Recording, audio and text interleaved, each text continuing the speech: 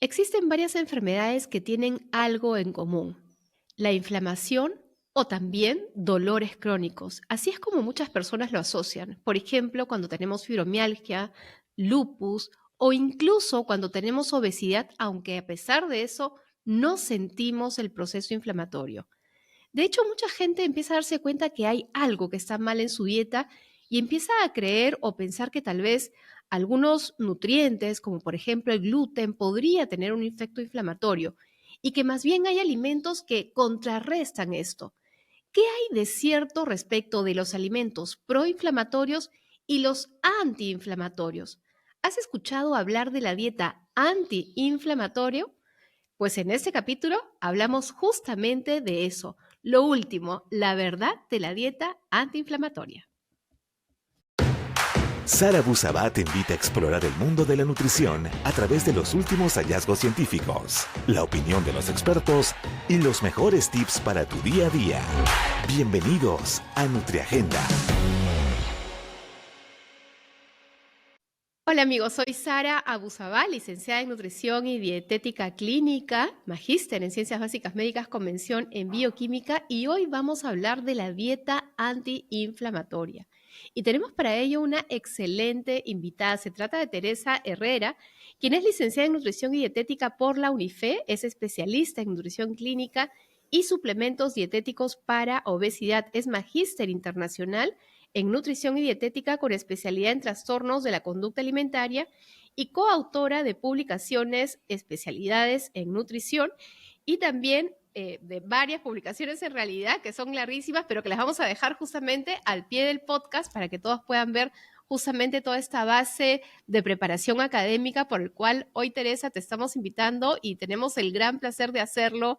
Además, gracias por estar aquí con nosotros y para hablar de un tema que genera un montón de mitos, un montón de expectativa también, porque aquella persona que padece de dolor o de una enfermedad crónica que aparecen síntomas, uno empieza a buscar realmente diferentes herramientas para tratar de resolver, además de la parte farmacéutica, ¿no?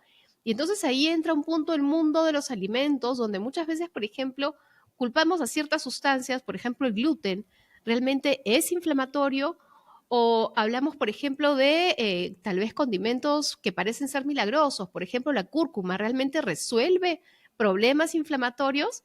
¿Cómo es esta dieta? Es lo que hoy queremos aprender contigo, Teresa. Bienvenida. Muchas gracias, al contrario, te agradezco muchísimo la oportunidad de poder compartir un poco de conocimiento. La nutrición es hermosa, es apasionante y por ser tan apasionante hay demasiada información en internet y muchas veces los pacientes se equivocan al seguir líneas que no son del todo correctas. Claro. Tal vez sería importante empezar desde el principio y explicar cuando estamos hablando de inflamación a qué nos referimos. O sea, es cuando yo me hago una herida, se abre y se hincha esa zona, ese tipo de inflamación es la que nos referimos cuando hablamos, por ejemplo, de enfermedades relacionadas a la inflamación. Mira, la inflamación es una sola, ¿no? Es un mecanismo que tenemos los humanos, los seres vivos en realidad, es un mecanismo de defensa, es una herramienta que tenemos nosotros para controlar aquel agresor exógeno o endógeno, o sea, de afuera o interior de nuestro cuerpo, ¿no? Por ejemplo, nos muerde un perro, por ejemplo, nos golpeamos, nos rompemos un poco el menisco, los deportistas que tienen mucho ese problema. Entonces, ¿por qué es que hay la hinchazón? Y eso, ojo que lo que está ocurriendo afuera, que nosotros vemos, está ocurriendo adentro, ¿no? ¿Por qué hay la hinchazón? Porque el fluido que hay extremo de sangre está haciendo que todos nuestros sistemas, células inmunitarias, vayan cómodamente a través de esa cantidad de sangre, ¿no? Si habría poquita sangre, digamos, todo, no entran con comodidad, para que me entiendan, toda esa cantidad de células inmunitarias que son cientos, ¿no? De todo tipo hacia ese lugar. El asunto es el siguiente, que cualquier inflamación que se da en nuestro cuerpo debido a algún agresor externo, y no solamente por algo físico, cuando percibimos algo Cuando vemos algo, cuando algo nos altera, también se produce una inflamación interna. La menopausia produce un cambio hormonal, es una inflamación. La menstruación, el síntoma premenstrual, el síndrome premenstrual es una inflamación. Entonces, todas esas inflamaciones tienen las mismas características. El asunto es el siguiente. Cuando no se resuelve la inflamación en el momento adecuado, porque nosotros tenemos la capacidad de resolver la inflamación, una vez que se va el agresor, porque si nos cortamos se sana y se debe ir la inflamación, nuestro cuerpo resuelve. Si nos rompemos un hueso se inflama, pero con el tiempo, con el yeso, ya todo está perfecto, la inflamación se debe resolver, se resuelve. Eso se llama inflamación aguda. Entonces, mientras es la inflamación aguda, no pasa nada, no tenemos que pensar en alimentos antiinflamatorios ni nada. El problema es cuando esta inflamación aguda, por algún motivo, se convierte en una inflamación crónica. Y esa inflamación crónica empieza a generar otros problemas, otros movimientos, la inflamación de la inflamación, digámoslo así para que más o menos Claro. me entiendan, Claro, ¿no? y estos momentos en que existe una inflamación crónica están relacionados justamente a algunas de las enfermedades que fui mencionando en la introducción de este episodio. Fibromialgia, lupus, incluso obesidad, pero en realidad hay una lista larga de enfermedades que cursan con inflamación y que incluso a veces el paciente no lo sabe, pero sabe que Sí, hay algo que no está bien, ¿no? Y entonces empieza toda esta búsqueda de soluciones adicionales a lo que ya me da el tratamiento. De hecho, claro. hemos encontrado muchas historias de pacientes, no solamente aquí en el y también en el extranjero, que, por ejemplo, padecían artritis reumatoide y se recibían su tratamiento, pero de pronto empiezan a ver las tendencias de que, bueno, leche no, gluten no, X cosas no, porque esto genera un proceso inflamatorio. Y luego se quitan esos alimentos y, oh sorpresa, pareciera mejorar, ¿no? ¿Qué hay de Sí, cierto? ¿Qué hay de sustento respecto a esto? ya. La nutrición es individual. Eso es algo que tienen Ujú, que tenerlo siempre presente.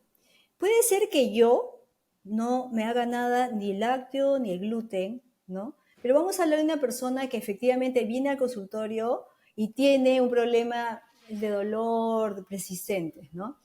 En esos casos habría que ver cómo era su historial anterior del gluten, ujú. del lácteo, de esos alimentos que normalmente pueden producir algún tipo de molestia, ¿no? Y en ese caso hay que retirar ese gluten o ese lácteo que podría ser un proceso más de inflamación. Eh, Tú hablaste algo de obesidad y no quiero dejarlo pasar porque tenemos muchos obesos a nivel del mundo y el Perú, ¿no? La Ujú, obesidad, por si acaso, de hecho lo sabes, pero el público, es un proceso inflamatorio crónico de bajo impacto. No ujú, duele, pero viven claro. inflamados y por eso es que esa inflamación produce muchas otras molestias, ¿no? Ahora, para Ujú, hablar de dieta antiinflamatoria, eh, tendríamos que primero saber cuáles son esos alimentos o esas situaciones que inflaman.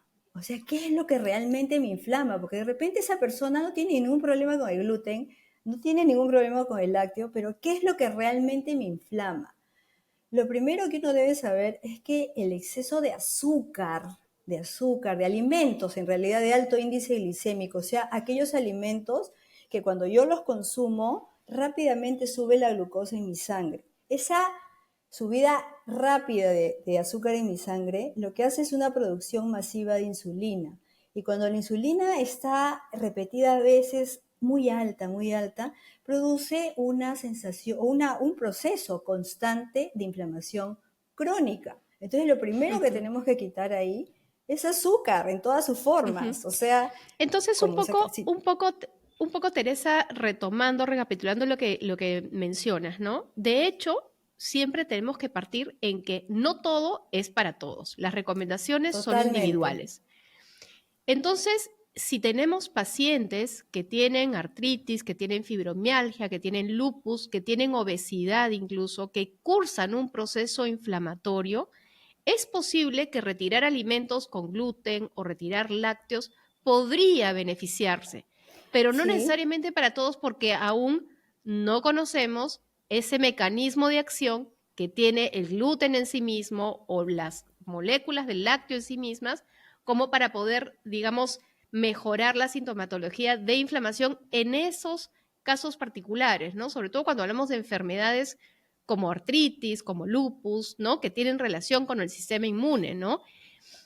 Sin embargo, mira, puede haber un grupo que sí y un grupo que no. Y esto no claro. significa que una persona sana, el hecho de comer gluten le resulte inflamatorio, porque hoy te vas a diferentes tiendas de especialidad y todo el mundo quiere comer sin gluten, Sin ¿no? gluten.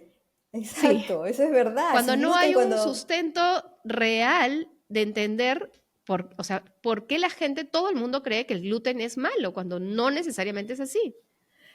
Mira, dicen que el gluten ha cambiado con los años, que antes era un gluten de menos moléculas y ahora tiene más moléculas, pero en realidad en todo cambia. O sea, tendríamos que ver todos los alimentos deben haber cambiado a lo largo de los años, pero no es así. Por ejemplo, tú hablabas de artritis reumatoidea. Lo primero que uno tiene que hacer con los pacientes que tienen estos dolores articulares fuertísimos es ver cuál es su consumo de omega 3.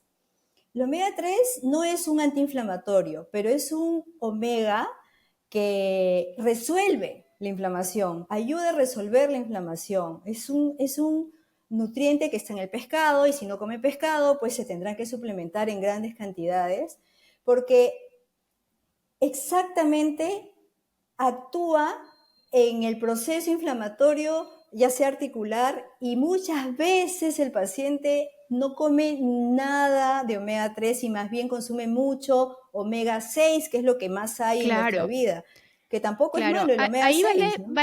ahí vale complementar lo que comentas, ¿no? Si bien, por ejemplo, los omega 6 son ácidos grasos esenciales, saludables, buenos, un exceso resultan ser proinflamatorios.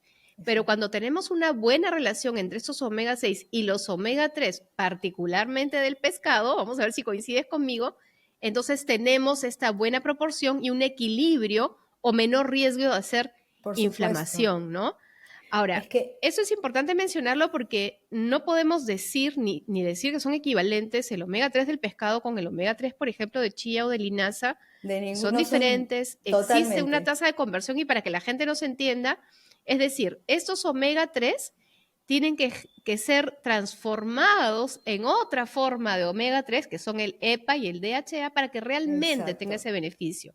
Se pueden exacto. convertir, pero la tasa de conversión es todavía muy Es pequeña para pequeñita. poderlos hacer equivalentes. Pero también mencionaste que aquellas personas que por ahí no consumen pescado deben suplementarse con omega 3 en alta cantidad. ¿Qué característica tiene que tener este suplemento? ¿Cuánto es una alta cantidad? Ya, mira, cuando uno compra omega 3, porque eso es algo bien importante, a veces uno les manda omega 3 de tanto Sí. y compran su producto.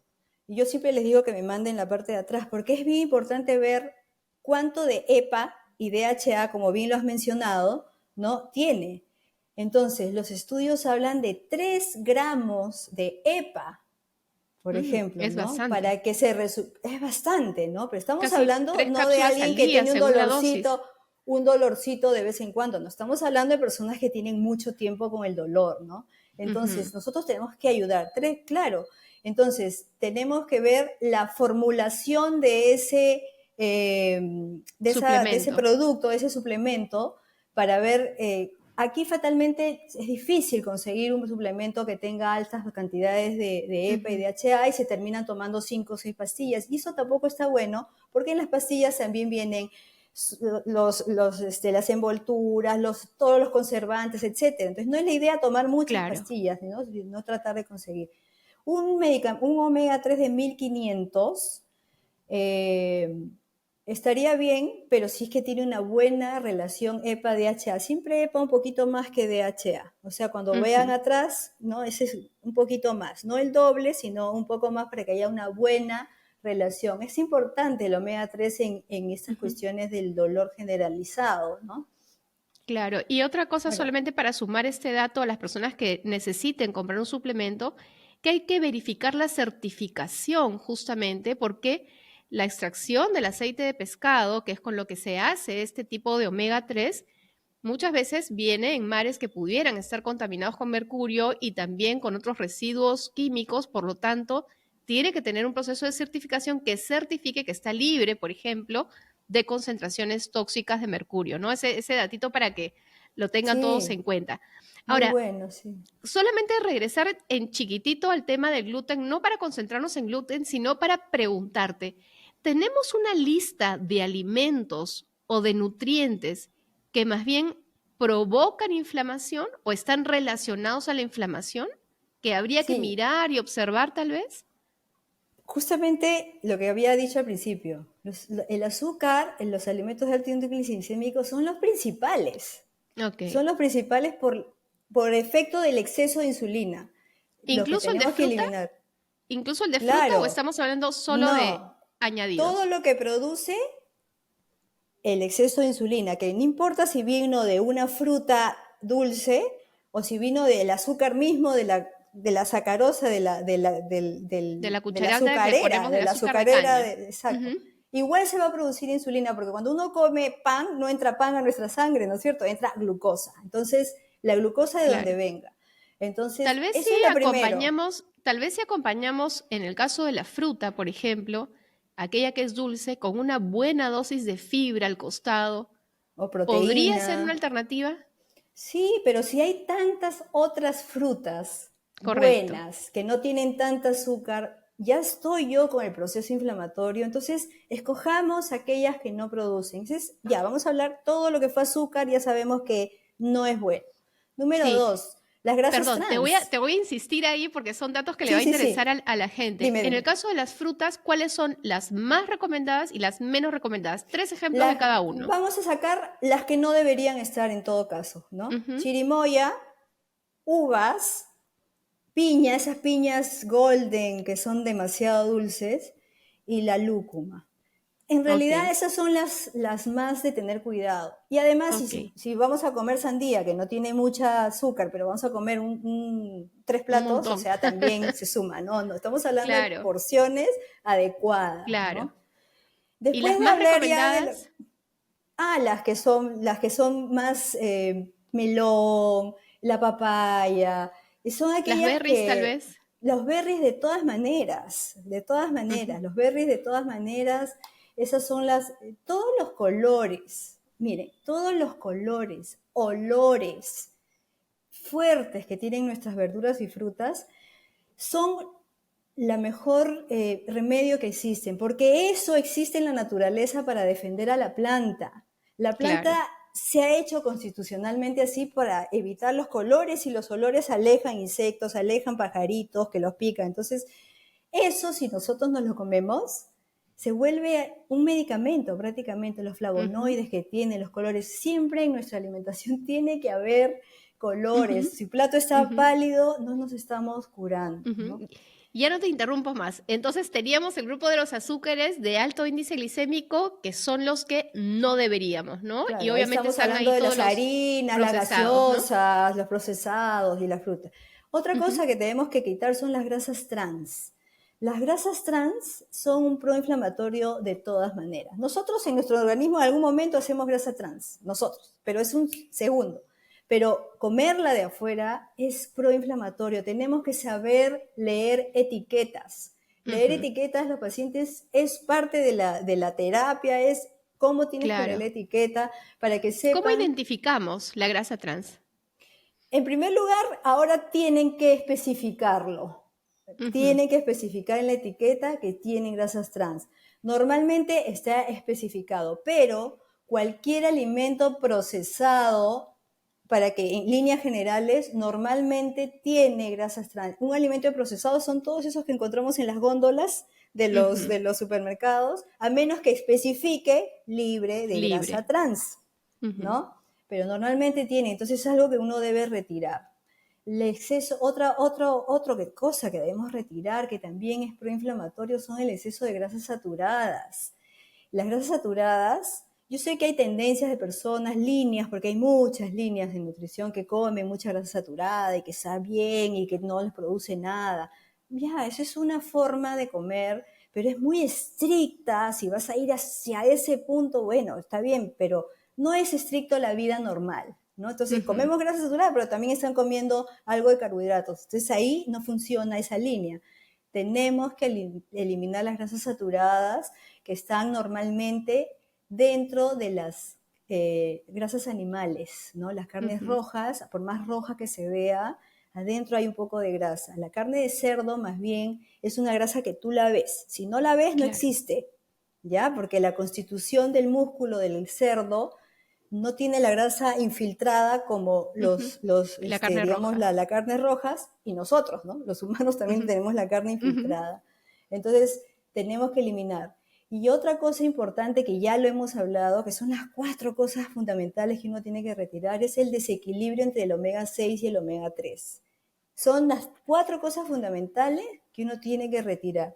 Después el resto de alimentos, si tú ponemos a hablar uno por uno, te vas a dar cuenta que lo que vamos a retirar de los lácteos es las grasas de los lácteos, de repente, ¿no? Y aquellas personas que ya están teniendo manifestaciones por la lactosa, bueno, se retiran, ¿no? Porque hay algo que yo sé que la mayoría de pacientes dicen, es cada vez que como me inflamo, paro inflamada. Pero eso no es una inflamación, eso es un exceso de gases, bueno, es una inflamación aguda en Un todo tema caso que se digestivo en todo resuelve, caso. claro, que se resuelve y ya sales, ¿no? Ahí hay que ver probióticos, hay que ver si está comiendo muy rápido, son otras cosas distintas, ¿no? Entonces esas 4 cosas. ¿Y qué Ajá. cosa es la dieta en sí antiinflamatoria? Es Sí. todos los alimentos que nos van a ayudar a resolver la inflamación, ¿no? Y ahí, si quieres, hablamos de eso. Claro, y justamente ahí va la pregunta. Entonces, ¿cuáles son esos alimentos que sí debemos incluir porque tienen un efecto antiinflamatorio? Ya. De todas maneras, la proteína es muy importante, ¿ya? La proteína, si somos omnívoros, hablemos de proteína de origen animal, que es la que nosotros reconocemos porque también somos del reino animal. La proteína es bien importante. A veces uno se preocupa en comer cúrcuma, omega 3, el suplemento, y no está comiendo correctamente la proteína que debe consumir. Eso se lo va a decir el El nutricionista, quien, nutricionista. ¿no es cierto?, que le va a decir, usted necesita tanta O proteína sea, hay que que comer significa esto. pollo, hay que comer huevo, hay que comer pescado y las carnes en En general esta bajas cantidad, en grasa. claro, en esta cantidad, sin grasas, etcétera, pero proteína de todas maneras, porque si yo como proteínas para que mi cuerpo haga proteínas, o sea, ¿qué Exacto. cosas son las proteínas adentro? Hemoglobina, sistema inmunológico, enzimas, hormonas, todo. Entonces, cuando yo como proteínas, mi cuerpo va a funcionar mejor. Si no como proteínas, mi cuerpo sigue funcionando, pero ¿a costa de quién? De mi masa muscular. O sea, de mi masa muscular va a sacar todo. Exacto. Entonces, la proteína es lo primero, ¿ya? O sea, las carnes ya así desgrasadas y todo lo que uno ya, digamos, va conociendo. Pescados, de todas maneras, consumirlos y si no les gusta el pescado, tienen que suplementarse, que ya lo hemos hablado, ¿no? De hecho, los embutidos, ninguno es bueno porque ahí hay todo lo que no se debe hacer. La grasa saturada, todos los preservantes, etcétera, a menos que sea artesanal, que no le echan nada y que lo prepara uno en casa, ¿no? Entonces, en el caso de los lácteos, ya hemos dicho, se sacan cuando te cae mal, tienen que ser desgrasados, y si es mantequilla, que a mí no me gusta, pero algunas personas comen mantequilla, la única que podríamos permitir es aquella de pastoreo, porque tiene omega 3. Entonces, digamos que ¿Cómo algo así? podría ser. Allá, la mantequilla de pastoreo, o sea, el alimento que consume una vaca, o sea, las reses, ¿no? El pasto en el organismo de ellos se consume, se ¿Qué cosa? convierte. Ok. Hay parte de ella que en la leche hay omega 3, entonces al hacer la mantequilla, algo de omega Carga 3 algo. Ok. hay, ¿no? Entonces es ¿Qué hay importante, ¿no? qué hay de las menestras, los cereales? ¿Tienen Y ahora también un sí, efecto Just- antiinflamatorio? justo vamos a ir al reino vegetal, para ya terminar las proteínas. Entonces, justamente hablemos de las menestras, ¿no? Las menestras, las legumbres, en realidad no hay uno que sea proinflamatorio o que resuelva la inflamación. O sea, en realidad este es un alimento que lo puedes comer si es que te cae bien o no, naturalmente, no para la Ujú. inflamación.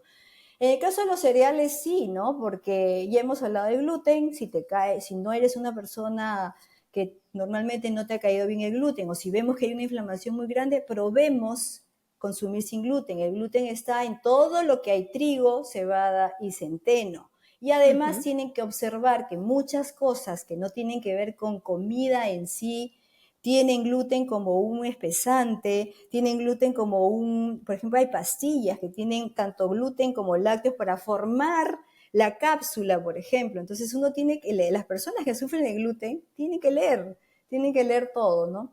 Y podrían retirarlo en un caso, miren, cuando uno retira no es que vas a retirar para siempre también. La retirada es mientras dura el tratamiento.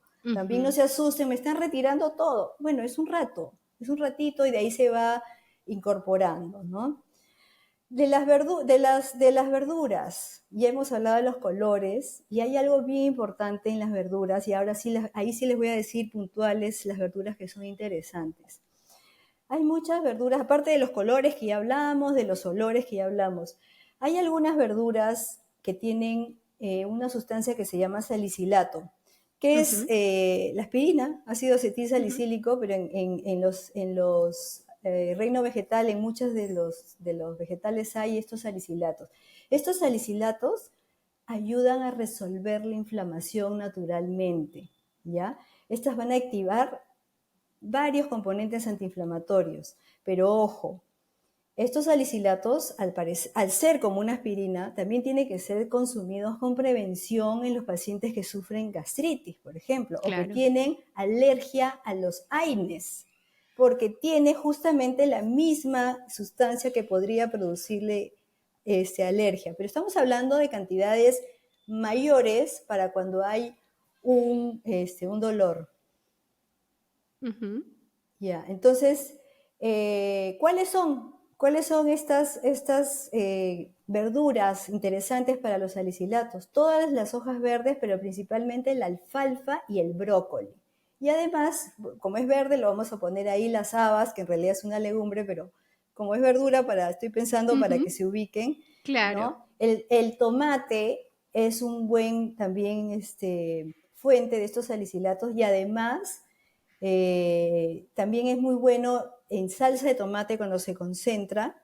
Ujú. Se me ha ido ahorita el nombre del rojo, el color rojo que es tan El licopeno. importante. Licopeno, exacto, el licopeno es buenísimo, ya es probado contra el cáncer, por ejemplo, pero también es importante por esa cantidad de salicilatos. La manzana, hay una manzana que siempre aparece en los estudios como interesante para varias cosas, que es la manzana Granny Smith, que sí la tenemos acá. Ese, También tiene, ¿es la verde, me parece? no, es una media rojita con unas líneas acá, media anaranjada Ah, con ok. amarillo.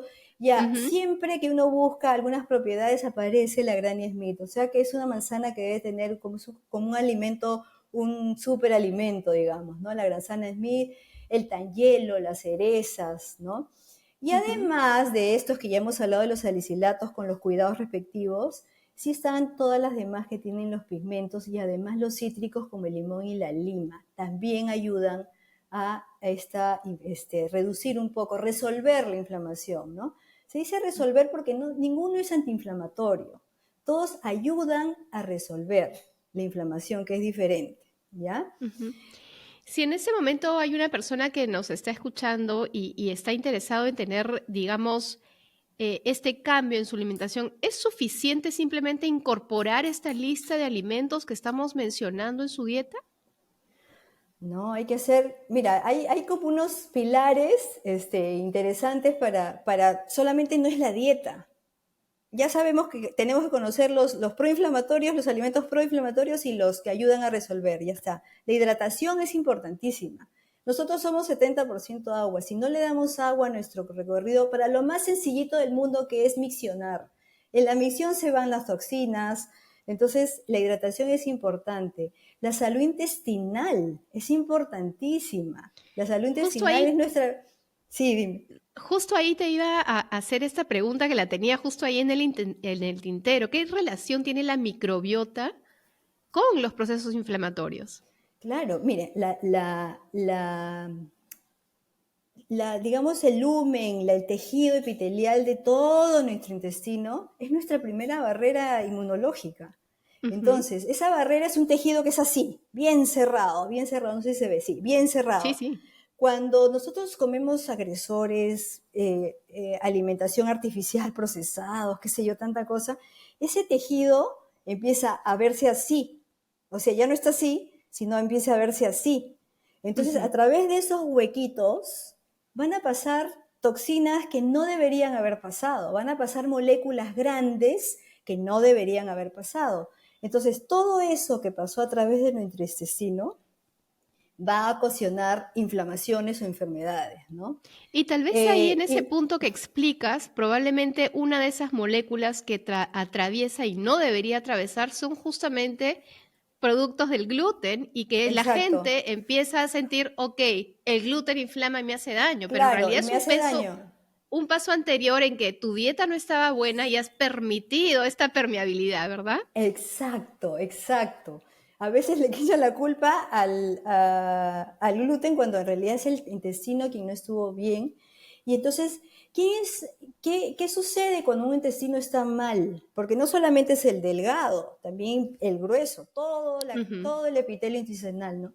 Empieza a haber algo que se llama disbiosis. La disbiosis es que en nuestro colon nosotros tenemos una gran cantidad de microbiota, o sea, de todo hay ahí, pero es buena, o sea, no hay mala, el desbalance es el malo, ¿ya? Exacto. Entonces tenemos todo tipo y empiezan a avanzar a través de las aberturas que hay entre colon y hilio. Entonces las válvulas, que debería estar bien cerrada, también se abre y empiezan a pasar todos los microorganismos a donde no deberían pasar y empezamos a hacer un círculo vicioso de enfermedades. La Exacto. microbiota buena, la microbiota no buena, entre que hay mala, toda es buena, en la medida Sino exacta, saludable, en equilibrio. saludable, en equilibrio exactamente, la vamos a lograr con la buena alimentación. O sea, Ujú. comiendo la fibra suficiente, no hay necesidad de tomar, de tomar microbiota cuando tenemos una buena Claro, alimentación. y tomar microbiota para que lo entiendan las personas, estamos hablando de los probióticos, ¿no? Que además no De solamente los están en las probióticos, cápsulas, sí, sino también en los alimentos fermentados, que eventualmente está bien sí, tenerlos en la dieta, por supuesto, ¿no? por Pero la supuesto, por alimentación en supuesto. general, Y entonces con la así variedad de grupos de ayudamos. alimentos, mira que en los ejemplos que has mostrado de los alimentos que resuelven la inflamación, has mencionado alimentos de todos los grupos. Entonces ahí viene también la Y me falta tendencia todavía cuando hablamos de tres. dieta. A ver, cuéntame, dámelo por favor antes que Fal- se nos pase. faltan los tres porque nos habíamos quedado en las verduras. Nos falta hablar de las Sí, sí, grasas sí. buenas. Las grasas buenas, Dale, dale. los nueces y los pistachos tienen una gran cantidad de salicilatos, esa sustancia que hablé que resuelve también la inflamación con gran cantidad, y la Sí. palta. Y el aceite de oliva con el omega 9 que es formidable para la salud cardiovascular. Ya ese omega Ujú. 9 porque hemos hablado siempre del 6 y del 3, ¿no? Pero también hay omega 9, hay omegas varios, pero esos son los más principales. Ajá. Entonces, es importante esas grasas. Y lo último que siempre hablan las personas, y es importante, de hecho la hidratación antes, ¿no? Lo último que Ujú. es importantísimo hablar para que sepan de qué están haciendo es las hierbas y condimentos. Siempre en la introducción hablaste de la cúrcuma, Sí. ¿no? Ya, es verdad, la cúrcuma es un resolvedor de la inflamación. O sea, se dice resoliómica, ¿no? A Ujú. estudiar todos esos factores que ayudan a resolver la inflamación. La cúrcuma es verdad que sí resuelve. En realidad no es la cúrcuma como cúrcuma, sino una sustancia que está dentro que se llama curcumina. Curcumina. Entonces, Ujú. ella tiene bastantes salicilatos, justamente, y además tiene otro tipo de flavonoides, bioflavonoides que funcionan correctamente. Pero no solamente Ahora, la ¿la cúrcuma, cúrcuma sí, utilizada como condimento o estamos hablando de un suplemento? ya. La cúrcuma aquí en el Perú le decíamos palillo de toda la vida, y ahora es cúrcuma, pero Ujú. para que se ubiquen, ¿no? Porque hay personas que piensan Sí, que cúrcuma es algo especial, pero es el palillo, ¿no? exacto. Ya, existen las dos modalidades. Tenemos la cúrcuma en polvito y tenemos la curcumina pura en suplemento. O sea, tenemos las dos cosas. Inclusive tenemos curcumina en suplemento, cúrcuma en suplemento y la cúrcuma como polvito Al que usamos condimento. todos los días, el condimento. Entonces, si vamos a hablar de cucharadita de cúrcuma, con nosotros consumir no nosotros, sino una persona que está sufriendo algún efecto inflamatorio, ¿no? Consumir de media cucharadita a una cucharadita, estamos consumiendo aproximadamente unos 200 miligramos a 500 miligramos de esa curcumina que necesitamos. Esa curcumina que necesitamos. No nos hace daño, porque inclusive he leído estudios que en algunos casos se puede dar hasta 8.000 miligramos. Wow. Entonces, pero eso ya es una cosa extremada. Tú sabes que en los estudios siempre hacen cosas extremas, claro, para tener resultados, poder ver, ¿no? Es correcto, es correcto. Entonces, no solo... sí, no sé si hay alguno de esos, algún condimento o sí, digamos, adicional que querías mencionar. Sí. Porque la cúrcuma es lo que más hablan y por eso que he empezado a hablar de la cúrcuma. Pero hay otro condimento que lo tenemos medio olvidado, que es buenísimo también, que es el comino. El comino tiene propiedades así tan cual la cúrcuma, pero no ha sido tan estudiado, ¿no? Entonces la cúrcuma se ha hecho más popular, digámoslo de alguna manera. Pero la canela, la cúrcuma, el orégano, el romero, o sea, una alimentación que tenga, por ejemplo, la alimentación de la India, son puras especies, ¿no es cierto? Y qué curioso, Teresa, porque la mayoría de gente cree que comer saludable es comer sancochado al vapor, una pizca de sal, y eso es saludable, cuando en realidad es más saludable utilizar la variedad de condimentos con la variedad de vegetales, frutas, todos los grupos de alimento, lo que me lleva a pensar en que cuando hablamos de una dieta antiinflamatoria no estamos hablando de una lista de alimentos únicamente, sino más bien de un estilo de alimentación que tal vez se orienta un poco a lo que es la dieta mediterránea, mucho pescado, aceite de oliva, frutas y vegetales varios en diferentes preparaciones, cereales integrales, menestras, ¿no? Así es. Y además condimentos como los que has mencionado que van dentro de sus preparaciones habitualmente, ¿no? Y los condimentos a veces las personas le tienen temor. Miedo. ¿No? Tienen temor porque de hecho un exceso de todo es malo, de todo, hasta de claras de huevo. O sea, todo exceso es malo, hasta el agua, todo en su justa medida. Ustedes pueden hacer un mix de polvitos, de condimentos que tenga comino, que tenga curry, que tenga cúrcuma, que tenga, no sé, algo de canela, orégano, romero, y usarlo en una ensalada. Y queda delicioso, en una además. Ensalada, a menos que tengan un problema de úlcera o de gastritis, que sería, digamos, la contraindicación, o que tengan alergia a los AINES. Acuérdense que hay mucho salicilato ahí, entonces tendríamos que tener cuidado también, ¿no? Pero, Teresa, siempre temas como estos nos quedan cortos en el tiempo. Yo te agradezco tanto el poder darnos una pincelada bastante ilustrativa de lo que es realmente hablar de esos alimentos que debemos llamarlo así, resuelven la inflamación más que antiinflamatorios, ¿no? Exactamente. Y despejar además esta duda que se hace cada vez más común, no tanto duda, ya la gente lo toma como realidad. El gluten es inflamatorio cuando en realidad no va por ahí el tema. Habrán personas sensibles. De hecho, entre 1 y 2% de la población mundial como máximo es celíaca. Que más que nada es el tejido epitelial. Es justamente la microbiota una mala alimentación que genera este desequilibrio en microbiota que da como resultado problemas digestivos que la gente lo asocia con problemas inflamatorios. Teresa, muchísimas gracias por haber estado hoy en el episodio tan interesante además. No, muchas gracias a ti, te agradezco muchísimo. Ha sido un honor para mí. Gracias, Teresa. Nutriagenda con Sara Abusavar. Dudas, mitos y secretos sobre nutrición para una vida más saludable.